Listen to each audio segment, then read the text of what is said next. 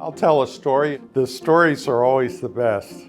When I was a TAC officer here, as I was walking around the back of barracks one night, I saw a cadet rappelling from the 4th or 5th stoop down the back of barracks. If you know about rappelling, there's a belay man that holds the rope at the bottom. He saw me and he took off.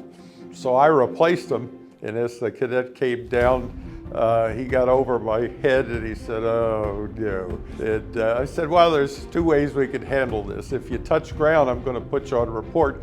But if you go back the way you came, we'll call it even." And I don't know how he did it. I didn't think he could do it, but some way or another he made it back up. And I'd always be curious who that was if somebody wants to tell me someday. But a great memory.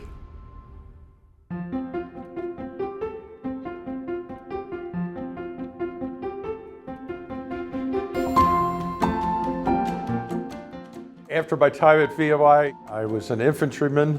So I went to Fort Benning. I just got married, and then to Fort Knox, Kentucky. I did some infantry assignments, two of them, another in Hawaii, commanded an infantry company, and then came here as a TAC officer in 1983. So I stayed for 3.5 years as a teaching in the ROTC department. I taught military history, and I taught a class preparing the first classmen to be second lieutenants.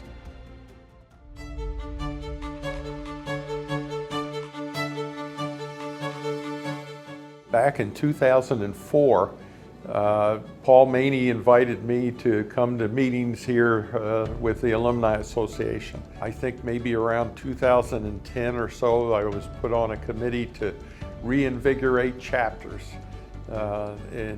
So that got me started. I was offered a position on the board of directors, so I did that as a regional director for 6 years. And I had been the chapter president in Arkansas, still am, for 6 years.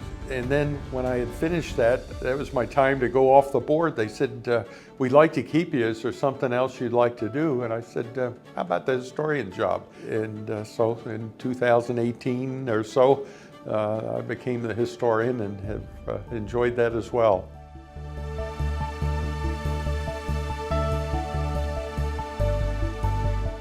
While I was back for a reunion, I ran into an old professor in the bookstore uptown, Ty Wilson. And I was looking at a book about World War II, and he said, "I was in some of those campaigns." And he started to tell me the story. And he had been in 5 Pacific campaigns and had been wounded at Guadalcanal and survived Tarawa and so many other places. After that, I asked him if I could interview him, and so I went back for an interview. Hi, folks. This is Jim Dittrich from the class of 1976 with another presentation about a VMI grade. He had a wonderful story. I wrote the story, I gave it to VMI, and that was the start. After that, he said, "You ought to go interview this guy named Bill Dabney. He's a Marine." He was Chesty Puller's son-in-law and a very famous Marine himself. So I interviewed Bill and spent a lot of time with him. And the list goes on. I've interviewed dozens, if not over 100 VMI guys and got their stories and published them and put them in various places. I love history, and they all had great stories to tell. In more recent years, I've interviewed the family of Charles Ransom from the class of '01. Jim Hickey from the class of '82. His brigade tracked down Saddam Hussein. Jack Hayes from 49B, Tom Kirk from 50B. I can keep going. It's fascinating to me, and I wanted a record of it, so VMI has all these stories.